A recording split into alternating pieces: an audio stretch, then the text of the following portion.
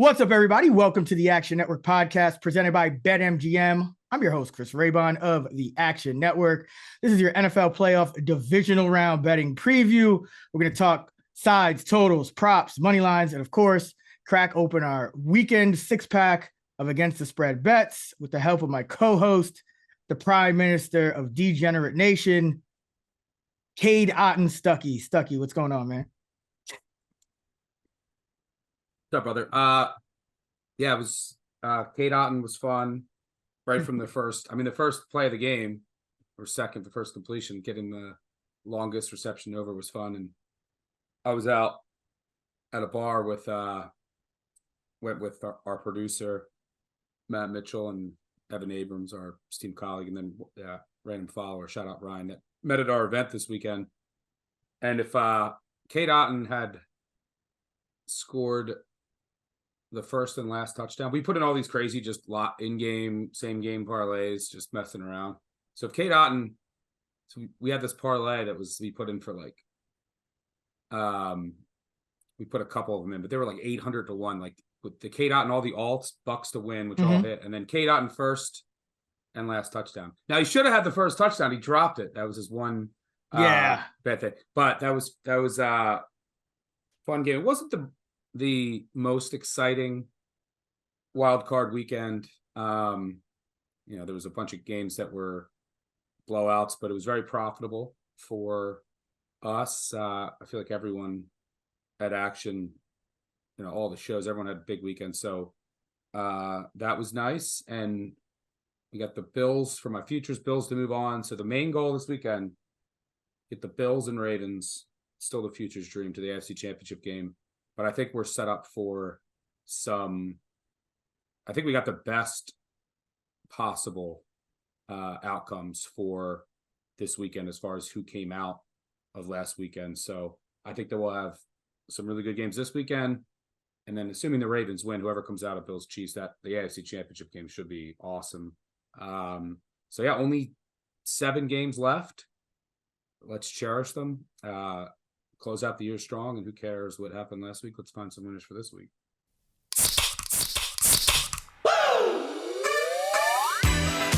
Thirsty for action?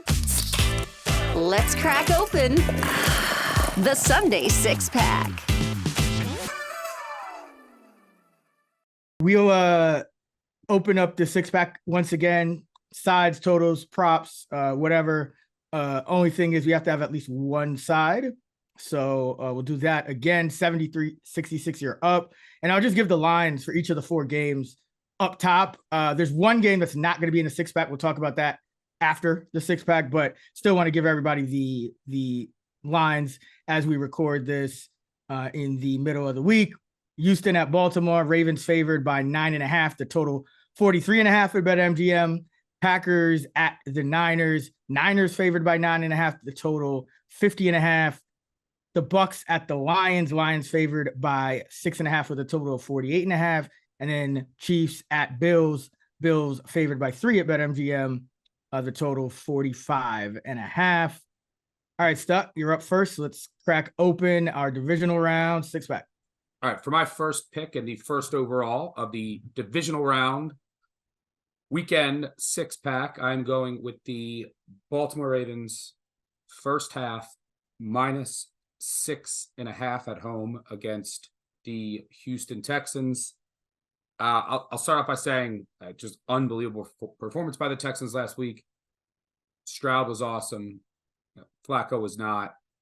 But, I think there's a little bit of recency bias in this line. I think it should be at least 10. But overall, and I'll explain why I like the first half a little bit more than the side spread as I go on here. But I went into last weekend saying that the Browns are extremely overrated. Like the Browns are, I don't know why everyone's fell in love with them. It's still 38-year-old Joe Flacco. They played a bunch of backups at the end of the year. And their defense, which was banged up, is not the same defense that it was earlier in the year. And their defense on the road, again, gets shredded, as it did all year.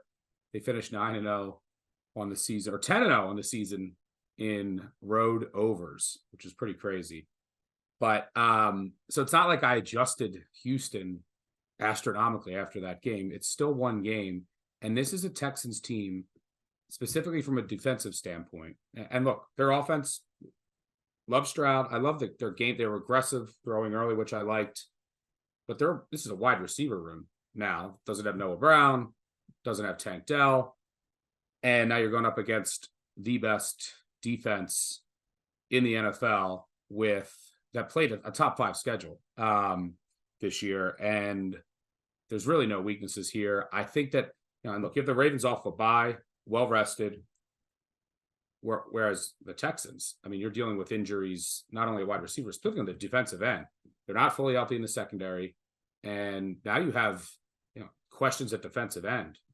Will Anderson, they're just not fully healthy. I'm assuming that, Hughes might not play, but I'm assuming Anderson and Goddard are going to play, but they didn't practice today. This defense isn't fully healthy. And, indoor team going outdoors in what's going to be frigid temperatures. But from a matchup perspective, Ravens and Harbaugh always good off of a bye. And I think it's super beneficial for this staff in particular. The coordinators have been so good. What do I think that we'll see here as a result?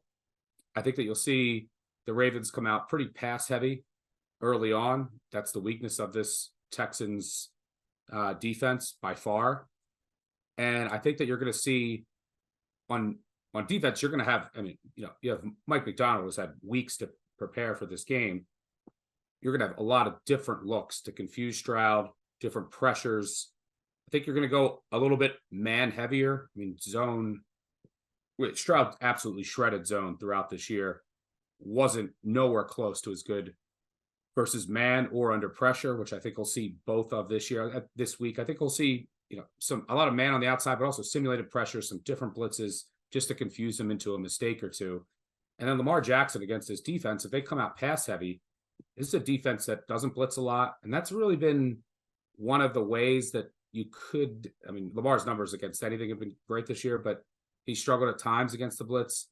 Against zone, which the Texans run a bunch of, it's been ridiculous what Lamar has done against zone. 71% completion rate, 0.1 EPA per dropback, 51% success rate, which is just stupid.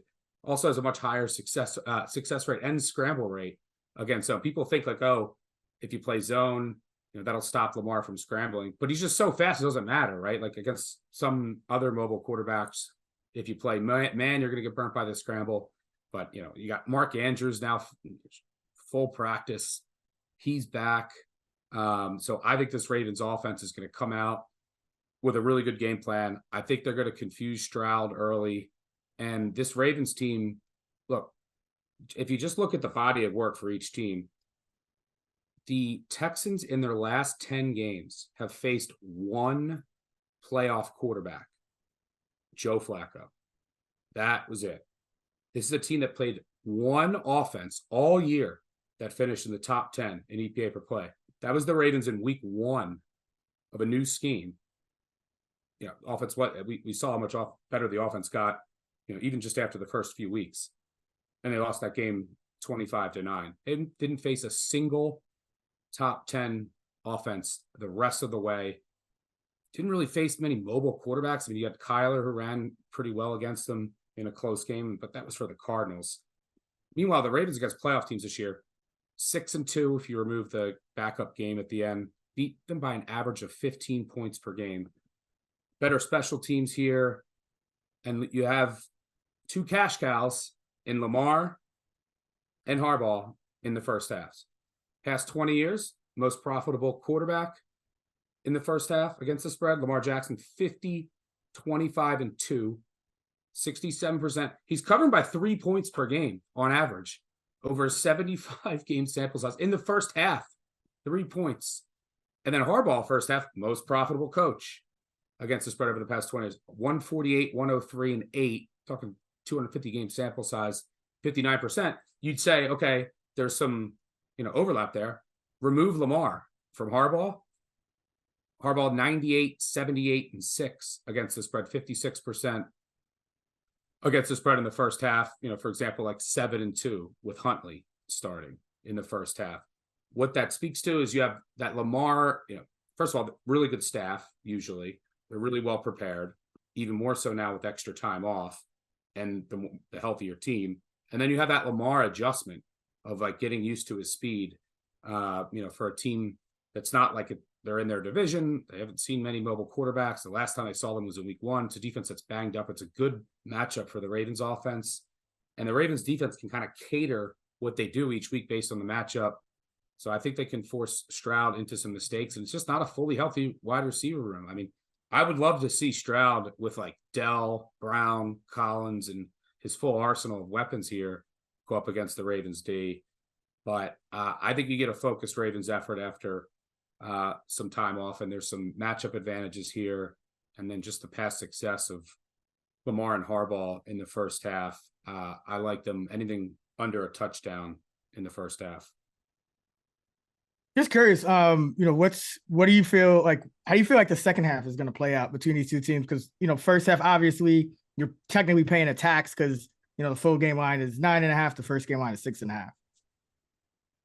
Yeah, I mean, I played 5.5. It's gone up a bit.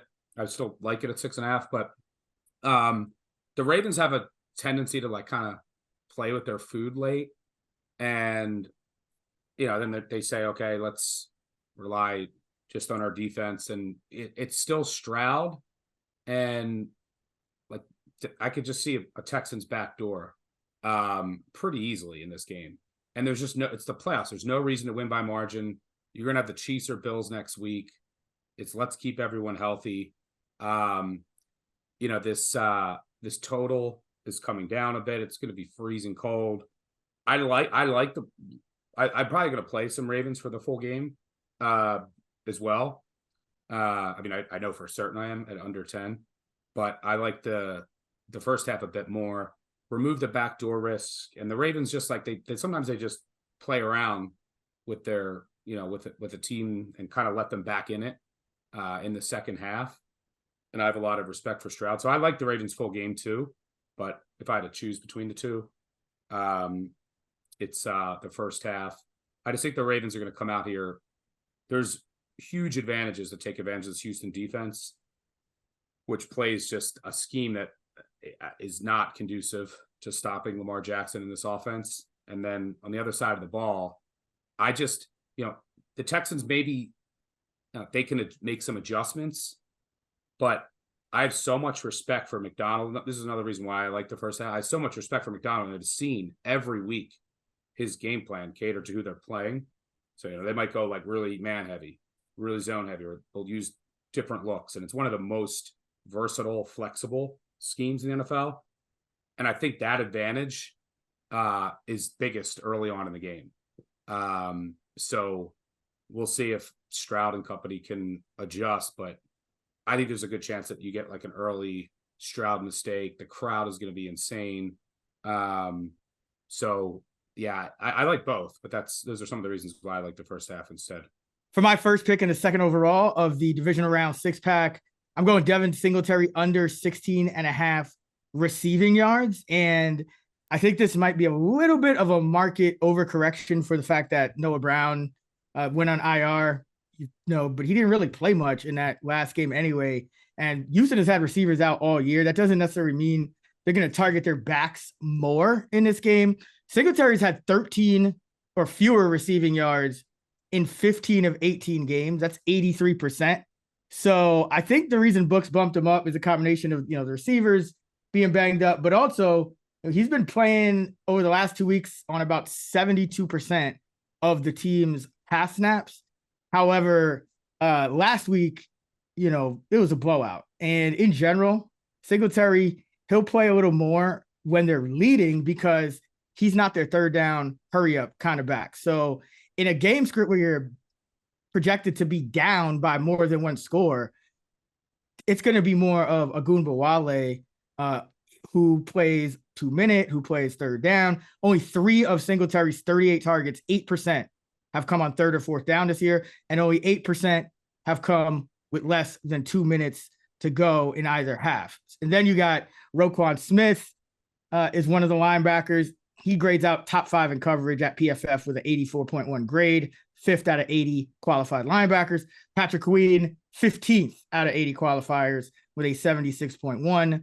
coverage grade. And again, Singletary's only gone over 13, 3 of his 18 games this season. So I think this line is a little bit high. I'm sure it'll come down. I would bet the under 213.5. So hopefully by the time you're listening to this, you could still get that. But I think this number is too high because, again, if Houston is trailing and it is garbage time, I think you're going to see a lot more Ogunbowale. That's kind of what happened in the first game. Houston lost by 16. Dameon Pierce at this point was a starter, but if you just look at him and Singletary combined, Singletary didn't get any targets in that game because he was the number 2 back behind Pierce. But Pierce, 3 targets, 2 catches, 9 yards.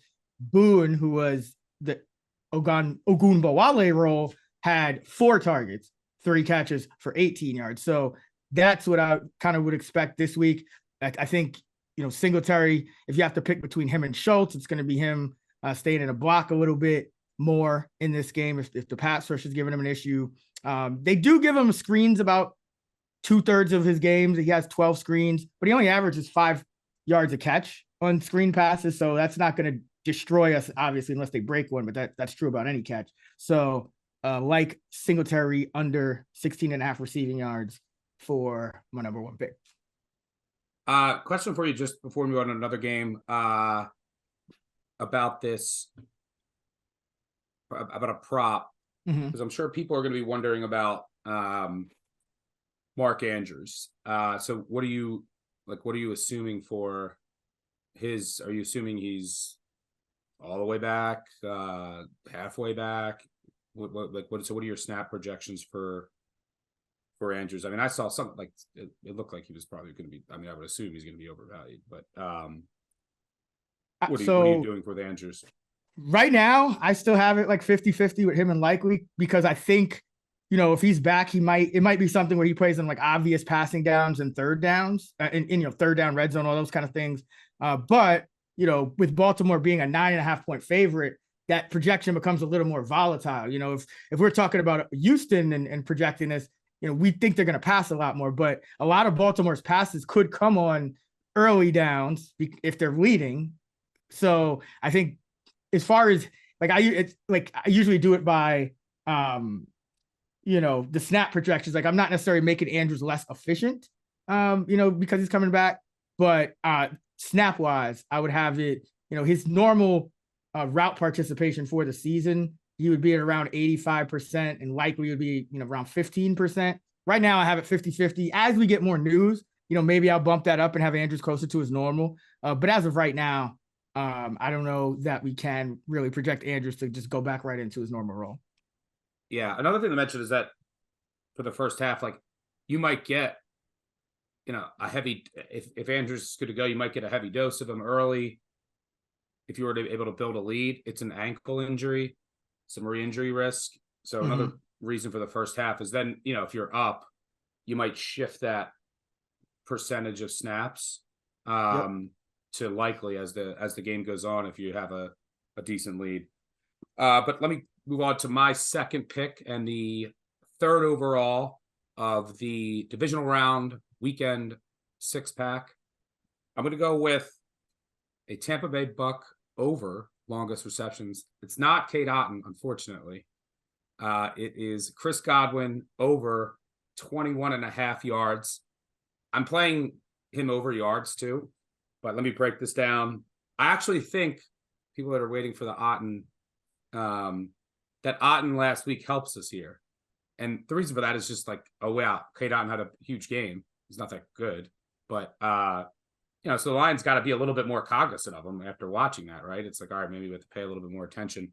But mainly, there's 2 reasons why I really like this. One, the Bucs last week, the huge advantages going up against the Eagles secondary. You can't cover anybody.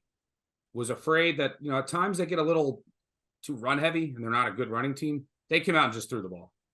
75-80% neutral pass game rate. Yeah, very high. And then if you look back at the first matchup, the score is very misleading because Baker Mayfield missed a ton of I'm talking wide open. I think he missed 3 wide open guys way downfield. 33, I think, almost a third of Baker Mayfield's throws were 20 plus yards downfield. That's as high as, you'll see in any game of any quarterback. So they were throwing it downfield. So I have a lot of confidence that they're going to come out with a pass-heavy game script. Also, they're underdogs here. So the most likely scenarios are going to be playing from behind. But I'm confident they're going to be throwing it a lot. And, they're going up against a line secondary that's given up the fourth most yards to receivers. But this is all, and this game is also indoors. Baker Mayfield looked healthier. Bucs play a lot of games outdoors. This is a fast track. The other thing is this is mainly a fade of Vildor, who I think is one of the worst corners in the league. I've said it since he came into the league. He's allowing 22.8 yards per reception. The next worst, if you just take minimum 100 coverage snaps. It's been 151 corners who have played 100 coverage snaps this year. The next worst is 17.7. He's over 5 yards worse than the next worst corner. He gets burnt consistently. There's going to be opportunities for Godwin to expose this. Why do I think it's Godwin? Well, there's one of two things that's going to happen here. You might have Sutton shadow Evans. They've used Sutton as a shadow sometimes. I don't know if they're going to do it or not. You never really know what the game plan is going to be. But that's one option. If that's the case, you're going to have Vildor on Godwin. If they don't, then you'll have Vildor on the left side, and that's where Godwin lines up more often when he goes out wide. And his slot snaps have gone down the past couple of weeks. He's also, I think he's gone over this number. He's had catches of at least 20 and a half yards, or at least 21 and a half, I should say. 15 out of 18 games this season. So not quite every game, but like I said, this is a bad pass date. This is indoors. The game script should favor, and I expect him to come out and be very pass heavy. Baker Mayfield's also healthy, and he's going up again. He's going to get a lot of matchups against what I've seen to be one of the worst corners in the league. The safety help isn't great either.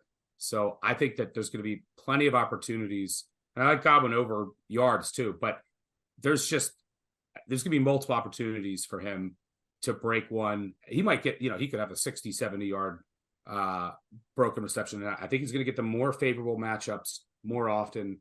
Bucs are going to come out pass heavy here. So yeah, and maybe a little bit more attention with the safeties to Otten. Maybe that helps, and the safety just hesitates a little bit. But I like Godwin to have a big day here. Do you have any thoughts there? Yeah, I agree. I think, and it's going to actually relate to my next prop, but I think the key is Godwin has played less slot snaps as of late. He is lining up more outside. And I think the strongest, Lions pass defense, when you talk about wide receivers, is going to be in the slot, because you got Branch there. I guess CJ Gardner-Johnson you could put there. Like, you have more options, where I think the outside is really, where your weakness is. So I do, I'll talk about the Bucs. I do agree. I think the Bucs have some matchup advantages throwing the football. But I think when you're looking at Godwin, he's the guy that kind of stands out in this matchup. Otten could still have a good game. They'll still have. I like Otten a good game too. Yeah. It's just that his last week against a team that cannot cover tight ends at all. It's not like the Lions are great, but I mean, the way that the Eagles, the roster was at the end of the year with Patricia Law, I got 20 and a half. It's like, right. It's like 31 now. So yeah, I mean, after last week, you're definitely paying a premium on Otten, but I think he definitely could have another good game. Well, let me get right into my next pick, because it's going to kind of be the inverse of that, paying there is a premium right now on a guy. And for my second pick, the fourth overall of the divisional round 6-pack, I'm going Trey Palmer under 20 and a half receiving yards. And I think you're paying a premium here if you're looking to bet the over on Palmer. Obviously, he had that great 56-yard touchdown. A shout out to Nick Giffen, who was on his anytime touchdown, and I know made a lot of people a lot of money with that hit. But when you look at what Trey Palmer's been doing, number one, he's been playing fewer slot snaps, and that affected just his overall playing time last week. He ran a route on a season low 33% of team dropbacks. David Moore, a season high 42%. So, we were kind of watching that game, and I was saying to our guy, Matthew Treby, it looked like Moore kind of overtook Palmer a little bit in the game plan. And it could be a 1 week thing, but even if you look at the entire season, Trey Palmer has been under 20 yards, held to 20 yards or less in 10 of his 18 games, 21 yards or less in 11 of his 18 games. And now you're looking at a situation where, Palmer is still going to run, 40 to 50% of his snaps in the slot. So he'll still face, their toughest corner and branch a good amount, but he could just go back to that same snap rate that he had last week. And if he doesn't get that 56 yarder, he finishes the game with no catches no catches for no yards in that game on one target. So I think this is a good time to sell high on Palmer. Big plays are volatile. And even though he hasn't been playing in the slot quite as much, he still has a single digit average depth of target in 7 of his last 9 games. Earlier in the season, that was about 50-50, whether you would have, a ADOT over or under 10. For the season, his average ADOT is actually 11. So this is another one where, you could get hurt by a big play, but it's unlikely to hit a big play like that 2 weeks in a row. And David Moore has kind of cut into Palmer's role a bit. And Moore had a good game too, but it wasn't just Palmer. Palmer obviously took advantage of just terrible Philly tackling and angles and all that stuff on that 56 yarder. But for the season, this is a plus EV bet. And for this game, I think it's even more because you have the built-in upside, I guess you could call it, of, Palmer playing on well under 50% of the pass snaps yet again. And then on top of that, I think the market is a little bit low on the Bucs. And so there's a better chance, I think, for positive game script than the line is kind of indicating too. So that's actually could be worth a yard or two as well, because you're expecting maybe a little bit less passing in garbage time or just passing period really in this game if the Bucs are at the line that I think they should be at in the market. So give me Trey Palmer under 20.5 receiving yards against the Detroit Lions. Yeah, and most I think they're gonna kick out Godwin even more than they have been recently. Mm-hmm. And a majority of Palmer's snaps have come in the slot this year. And it's not like an overwhelming majority. Yeah, most just over 50. And that would, like we just talked about, that's where you get the best from a Detroit perspective, the best cover options going up against them. So, and I think that he might, if he is in there, if they're going to get even a higher percentage of snaps to Godwin on the outside, then he's not going to have favorable matchups as well in the slot. So that could add to it as well. All right, for my third pick in the 5th overall of the divisional round Sunday 6-pack, I'm going to go with the San Francisco 49ers -9.5 against the Green Bay Packers. I think that there's a little bit of recency bias here for what Green Bay looked like last week. Jordan Love's been amazing. We've talked about it, how good he's been since week 11. He was great last week as well. We were all on the Packers last week, but this is a Green Bay team. Can we remember that the defense is still horrendous? This is not a good defense in any stretch. And I talked about this last week. We both were on the Packers. Would have been one of my picks in the 6-pack. It was one of yours. I actually kind of liked a little bit of the matchup for the Green Bay defense because Dallas hasn't run the ball efficiently all year. And that's not going to be an issue with San Francisco, the best rushing offense in the NFL, against this Green Bay D that vulnerable against their run. They can't cover the middle of the field. They can't cover backs, can't cover tight ends. They can't cover the slot.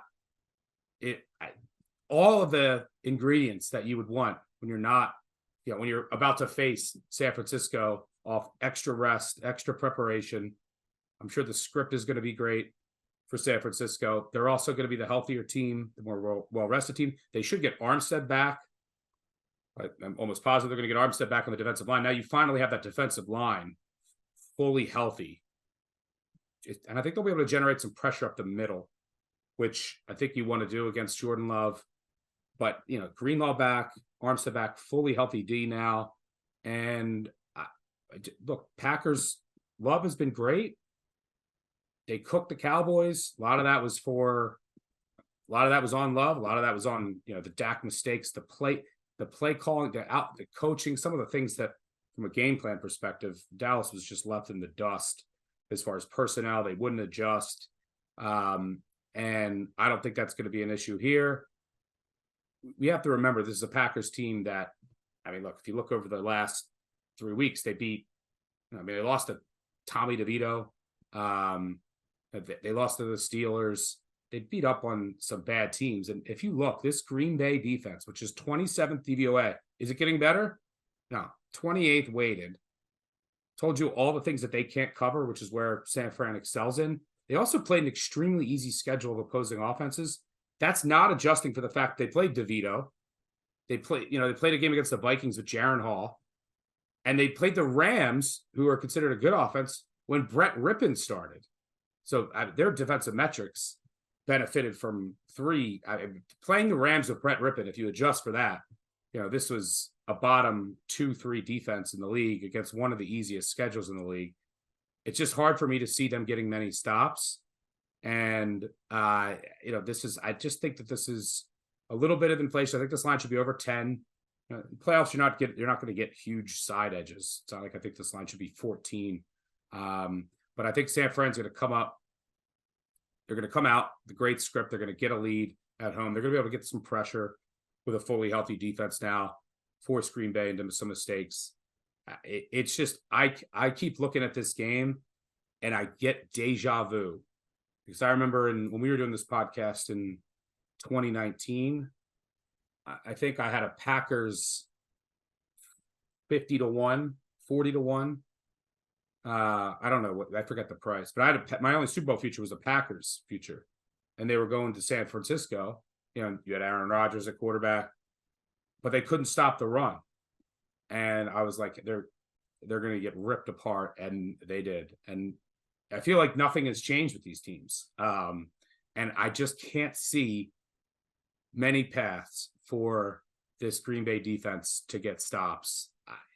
I think San Francisco is just going to go up and down the field at will. If they want to run it, if they want to throw it, it's hard for me to see this Green Bay defense getting many stops. And by the way, Green Bay also has one of the worst special teams units in the entire NFL. You're a completely unreliable kicker, but they've been bad across the board. So it's like we're the team that's been the most dominant in the NFL all season, off a bye at home with huge advantages on offense, now a healthier defense. You're basically just saying, like, Jordan Love, keep this within a touchdown. And he's been great since week 11. But I think we've gone a little bit too far overboard based on last week's performance. So I'm selling the Packers after last week. It's funny you see these swings. Everyone, not anyone who listens to this podcast or us, but the Cowboys were an overwhelming public side. Now everyone wants to jump off, and no one wanted to take the 7.5 at Dallas. Now everyone wants to take the 9.5 at San Francisco. San Francisco's been significantly better than Dallas, and this is a much better matchup. And they're coming off of a bye at home. And look, again, like I said, the Packers have been good, but can we remember since week 11?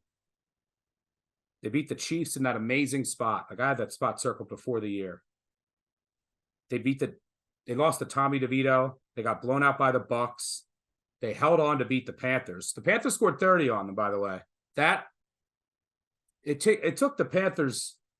If you line the Panthers up against all the other playoff teams, and they just played one each week, how long would it take them to score 30 total points?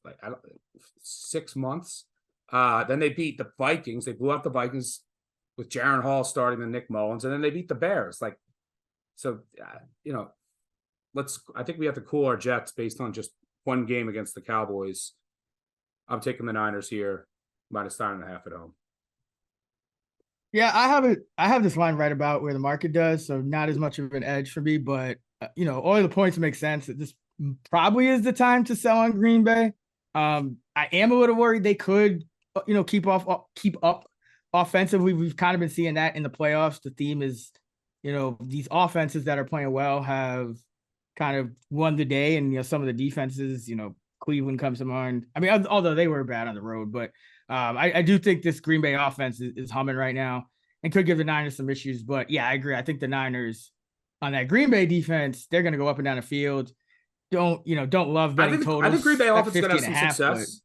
Yeah, I think Green Bay's offense is going to have some success for sure, but it's a bottom 5D versus a top 5D. So like San Francisco is going to get a couple more stops, maybe force a couple more field goals. And then because of how they can run it, once they get a lead, like so San Francisco's problem sometimes if you're laying these big numbers, although it hasn't been the case this year, but in the past with Shanahan, is he'll get too conservative.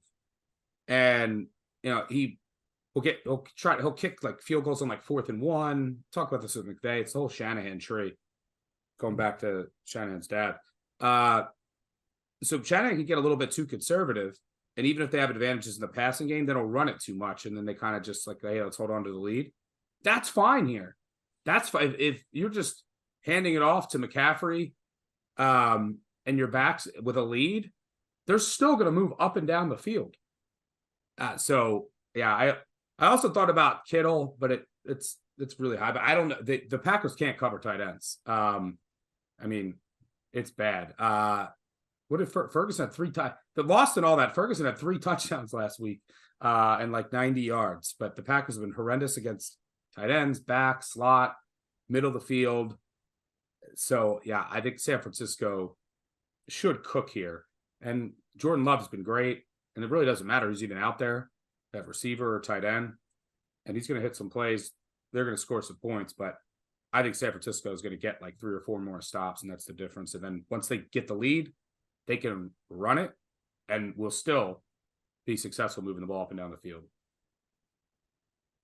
All right. For my third pick, the 6th and final of the divisional round 6-pack, going with the Tampa Bay Bucks plus 6.5 at the Detroit Lions. So a few things here. Number one, the Bucks have been playing better as of late. Heading into that game last week, they were up to 15th in weighted overall DVOA. So an above average team. Detroit 7th. Tampa Bay last week outgained Philadelphia 426 to 234. Detroit got outgained by the Rams at home 425 to 334. So by nearly 100 yards.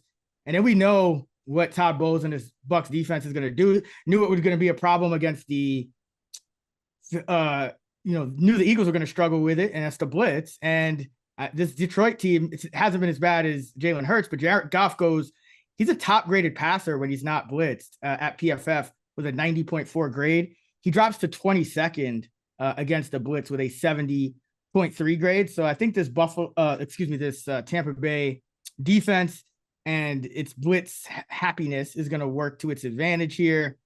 You look at Detroit's defense, they're actually grayed out worse than Tampa Bay in weighted DVOA, but also pass funnel defense. Number 1 against the run, 16th against the pass. It really doesn't matter if you're number 1 against the run against Tampa Bay because they've been the worst rushing team in the league for the better part of 2 years now. So I don't think that's a big edge for them. I think Detroit's still exploitable on the back end. Mayfield's been a lot better against pressure lately. He's just been locked in. And while this isn't a home game for Mayfield, it is an indoor game. So just kind of like Tampa Bay at home, not really conditions. Huh? Is it an indoor game? Right, yeah. What did they ask Todd Bowles that? Bowles, how he's preparing the team to deal with for the frigid Detroit weather, right? Yeah, all right. Well, Earth to whoever asked that question. Yeah.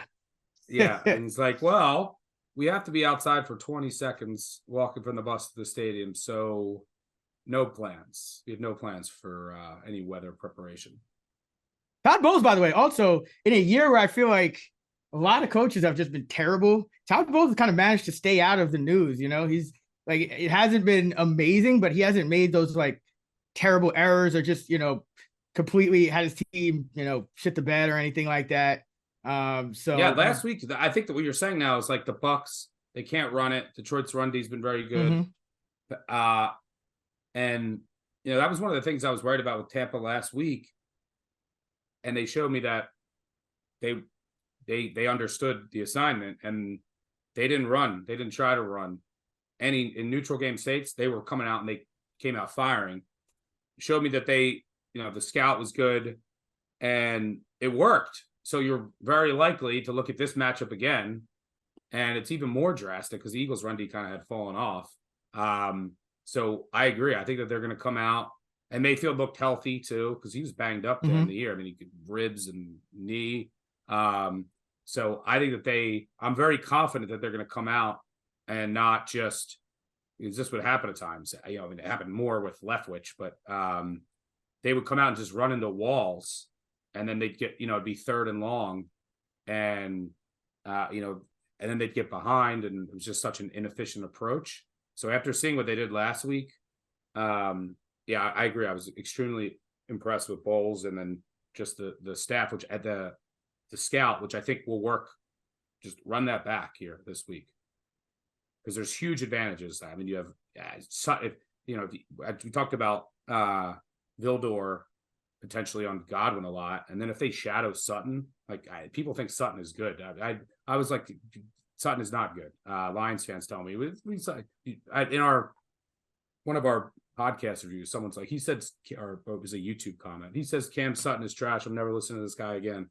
So yeah, Evans on Sutton and Godwin on Vildor, and then Kate Otten to God just on no one can cover him. So there's major advantages when Mayfield drops back, and I'm pretty confident that's the approach they're going to take. And there's some other things that work in Tampa Bay's favor here a little bit too. This team, Baker Mayfield at quarterback, I think that's the reason. Casual better look at say, oh my goodness, that's terrible. He's been playing well, but also this is a Tampa Bay team that's besides Mayfield, it's playoff tested. I mean, you still have a lot of the guys that went to the Super Bowl. You have a lot of the guys, they've won the division each of the last few years, or they've been or before that they were in the playoffs. They were losing to the Saints for the division, but this is that same kind of team here. So it's not like this team is just a whole bunch of new guys who haven't been in this position before. Mayfield's won a couple playoff games now for his career. So, if anything, Detroit, Ford Field is going to be great. The home field is still going to work in Detroit's favor, obviously, but it's another one of those situations where I think the market is just undervaluing Tampa Bay.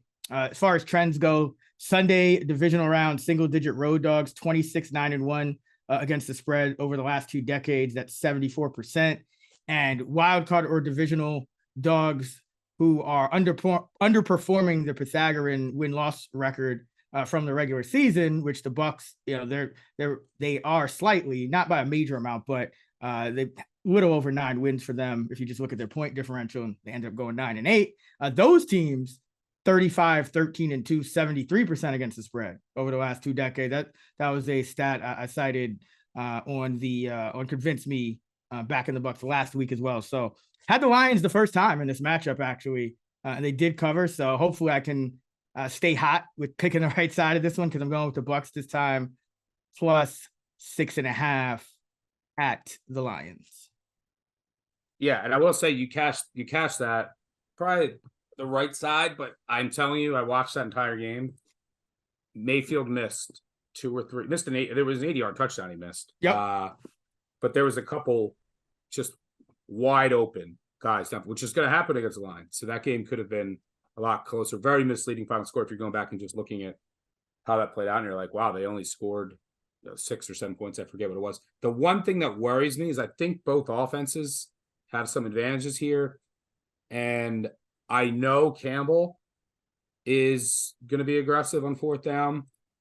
And we said how Bowles been better this year. He's still not aggressive. He's still on 4th and shorts. He's still very conservative. I think I forget who put out the most aggressive coaches of 2023 this year, but Campbell was either 1 or 2, as you would expect. And Bowles is still, bottom 3rd of the league. So I hope that he is a little bit more aggressive here. But that's one thing that worries me is just like the Bucs punting on like 4th and 1 at like the 43 or 4th and 2.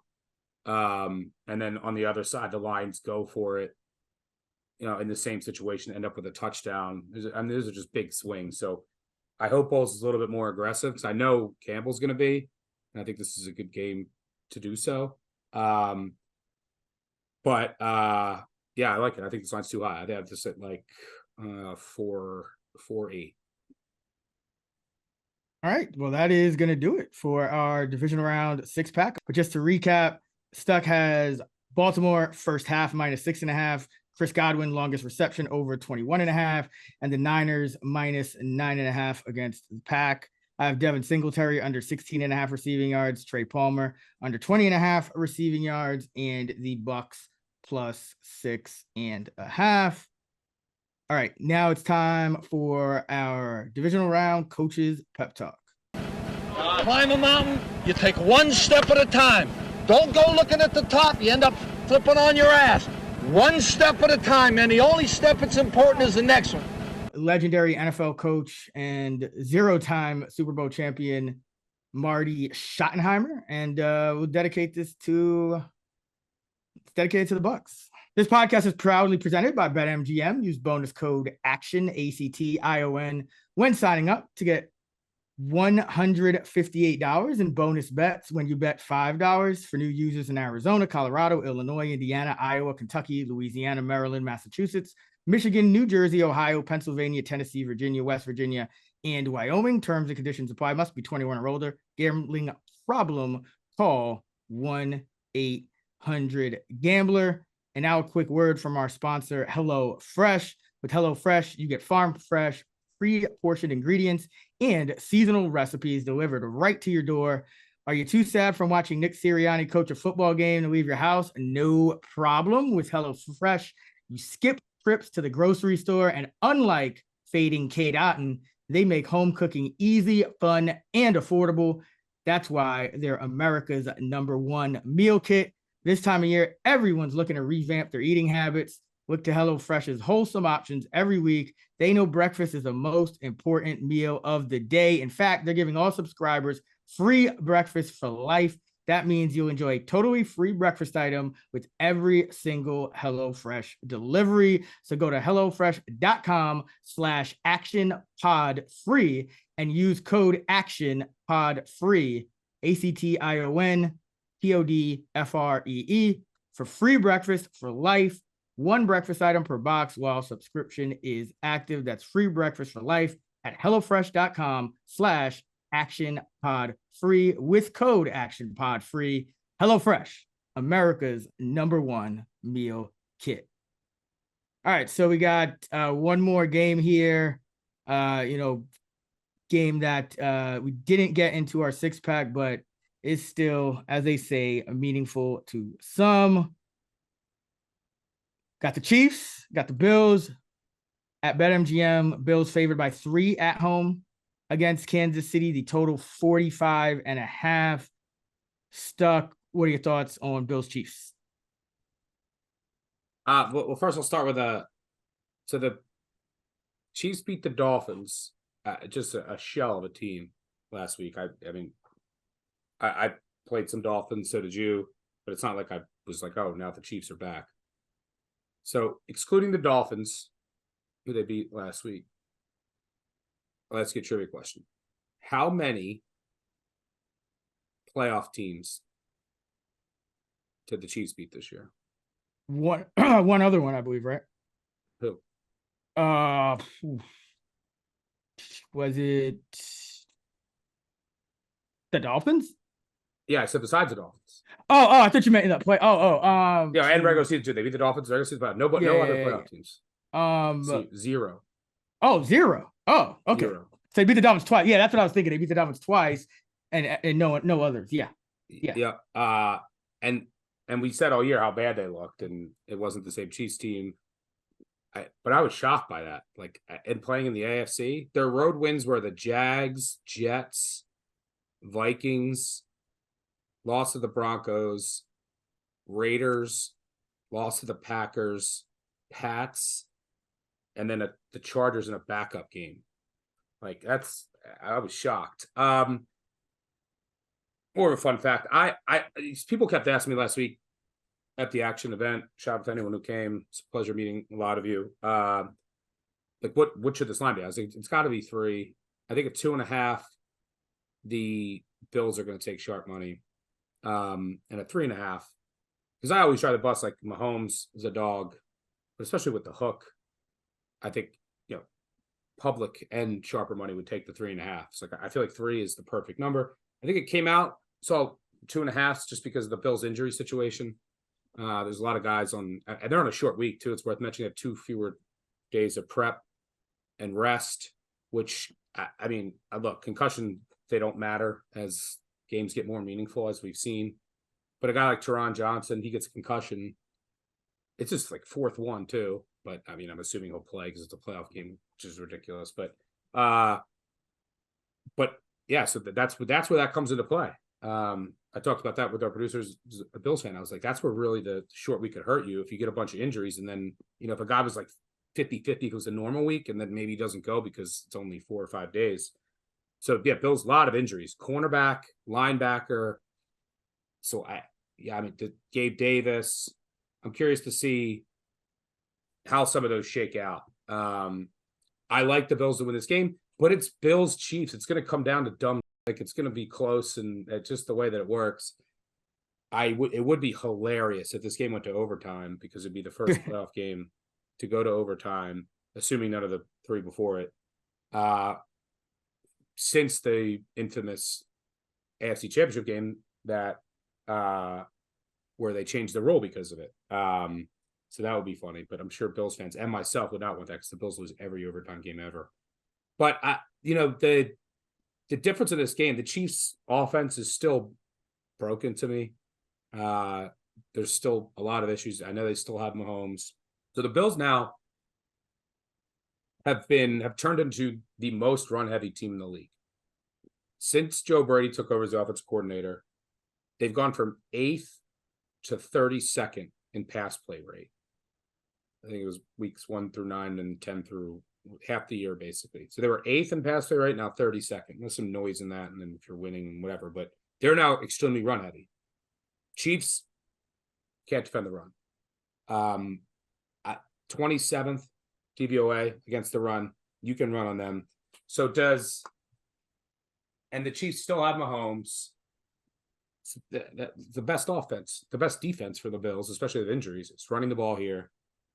Do they treat this as like and approach this game like the Cowboys game and come out and just say, we're going to bully the shit out of you and just run all over you, then take, well-timed shots, but use Allen's legs, Cook's legs. I think that's the biggest matchup advantage in this game. Some of the Bills' injuries we'll see, because the depth could get really hurt, especially if there's clusters. At cornerback, Rasul Douglas, I think he's really important. He wasn't. Who cares against the Steelers? But he said he could have played, but then McDermott came out and said someone else was closer. So I don't know, but I think that he's going to at least suit up. But if Johnson doesn't go, Douglas doesn't go, Benford was hurt. So if you have cluster injuries at corner and or linebacker, that's makes things a little dicier. But I think that's what this game comes down to, is that the Bills, who have turned into this like running juggernaut, can just come out with that game plan, use Allen's legs a ton, and then you still have Josh Allen throwing the ball as well. But that's how you attack this Chiefs D. This new Bills offense is built to exploit that. And we have to remember that this Chiefs offense, things aren't fixed just because they beat the Bills in a blizzard. I mean, they beat the Dolphins, who had a bunch of backup defenders in a blizzard. This offense still has major issues. So I think that's the difference. I think the Bills win this game. I would have bet them -2.5.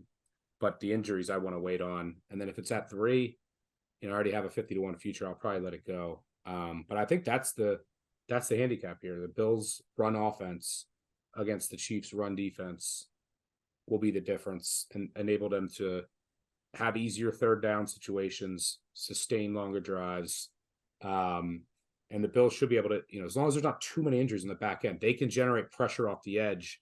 And that's where people talk about the wide receivers for the Chiefs, which are an issue. Kelsey isn't the same guy that he once was. I was going to, I'll get your thoughts on this next. So the pass catchers aren't as great, but the tackles are a problem. And the Bills can exploit that without having the blitz. The Dolphins had to blitz a bunch and play cover 0 last week, which, doesn't really work against Mahomes. You don't want to blitz Mahomes. You want to be able to get pressure, which the Bills can do, assuming they don't have too many injuries in the back end. So I think it's a pretty good matchup in that sense. They can get pressure off the edge. And, they have, if you have Douglas back, I think they'll have enough to pull this game out.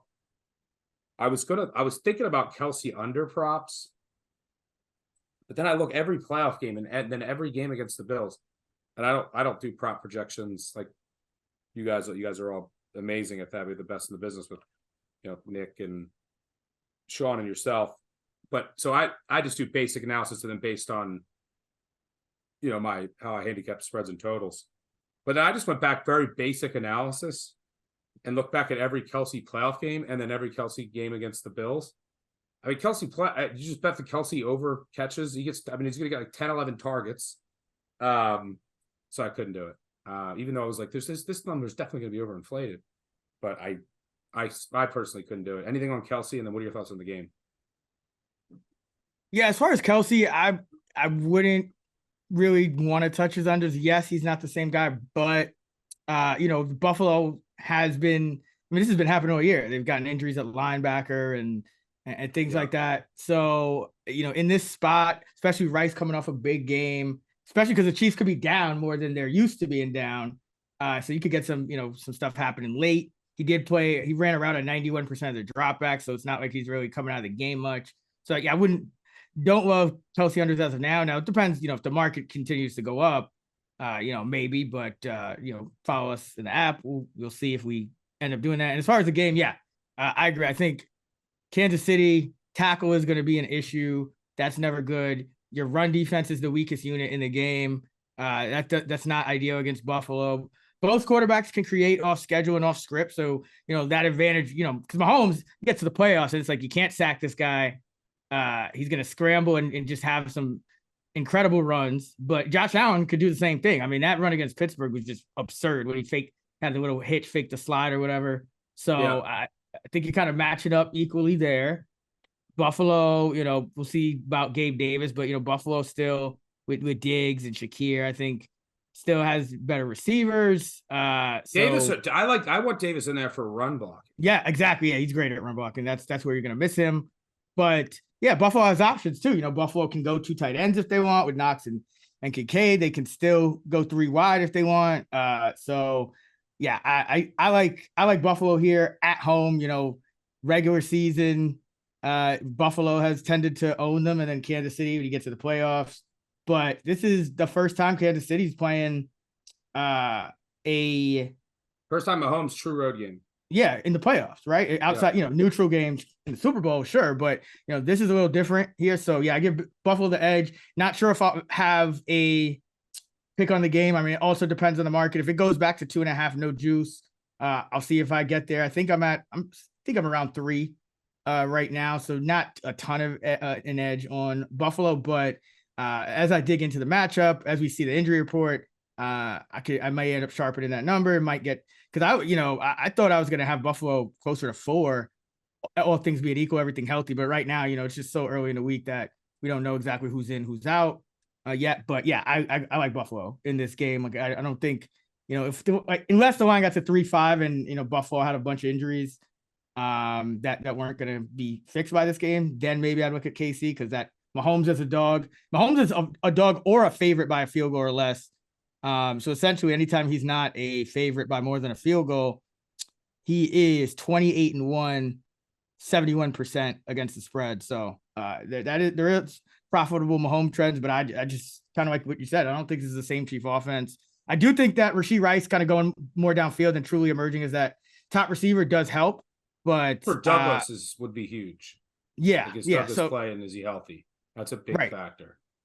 So, and both, I mean, and so the Kansas City's work, like the the emergence of Rice, and I think the Buffalo and potential injuries, and then the extra rest is what's working in Kansas City's favor. Buffalo, I think, though, better team, all things being equal, home field, better team, would expect them to win a game. So that's just one we'll have to see till later in the week. Because later in the week, I didn't bet the Bucs till later in the week. I didn't bet the Texans till later in the week. So do follow me in the app at Chris Raybon. Stuck is at Stucky2, and see if we get down on any of these. But I had this like 3-7, and then with the injuries, the short week, I'm now just like sitting around 3. And then want to wait to see what I get from there. It would be funny. I think the Ravens would be depending on what happens this week with injuries, but I think the Ravens would be a favorite over a field goal next week at home against the Chiefs. But it would be funny if the Ravens were -2.5, and then because like Lamar and Mahomes are like combined like 102-1 against the spread as an underdog or favorite of under a field goal. So you could just anyone making a case for either side could use that trend, which would be hilarious because it works for both. But the one thing I'll add, this is just the stupid, that doesn't mean anything because the sample size is small, but this is Kelsey's last 10 playoff games. 8 on 10 targets for 109, 13 on 15 targets for 118, 10 on 15 targets for 133, 5 on 7 targets for 108, 8 on 9 for 96, 10 on 11 for 95, 14 on 17 targets for 98, 7 on 8 for 78, 6 on 6 for 81. Last week, 7 on 10 targets for 71. I have to assume he's 10-0 on the over receiving yards in those 10 games. Maybe are his reception yard totals ever in the 80s? I guess in the past they have been, right? They have been in the past, but he definitely went over this last one against the Dolphins. I think it was like in the 50s. So even and that's with 3 drops. Yeah, maybe the one against Cincy, he had 78 yards. But like I look back at that and I was like, I'm out. No thanks. No, I wouldn't. I don't recommend, because like I said, you get in that negative game script and it's just going to get away from you fast. If so. But go Bills, go Ravens for futures. And I know a lot of people that are listening to Elvis. So let's get them home and have another good weekend. Yes, sir. And again, as Stucky said, shouts to everyone who came out this past weekend in Jersey on Saturday and Sunday. Really was fun to meet a lot of y'all, and appreciate all the kind words. And hopefully we can keep it rolling. So that is going to be a wrap. We'll still be here every Thursday throughout the NFL playoffs. You can also hear more of me with my guy Kerner talking fantasy, DFS, all that good stuff on the Fantasy Flex pod, and we'll have our projections pod as well. And you can hear Stuck talking college hoops over on the Big Bets on Campus pod Monday and Friday. As mentioned, Stuck is on the app at Stucky2, and I'm at Chris Raybon. That's the action app. It's amazing for tracking your bets, for following others, just for line shopping, which is another thing that's really great for. So be sure to download that. By the way, listener, when you do your current episode this week, you haven't recorded that yet, right? No. Say you have a listener question, special listener question from Stucky, and you can either just do 10 seconds, but the people want to hear more. I need one question on Otten, on his prop value, if you're fading him, if you're not, if they're right. So I want to hear both your thoughts on him on the pod. Right now, I can tell you, let's see, I can actually pull up our projections, at least currently, for Otten. We both have him at 30 receiving yards on the dot, and his prop, I believe, is 30.5. So yeah, right now, not showing any value, but yeah, we'll dive into it deeper. As long as there's no Otten fades, that's the people know. Fades. Doubtful. I mean, unless his market continued to rise, like into some ridiculous, I doubt it. But that is going to do it for us. Stuck on Twitter at the same name as the app, at Stucky2. I'm at Chris Raybon. Until next time, let's get this money. Let's go.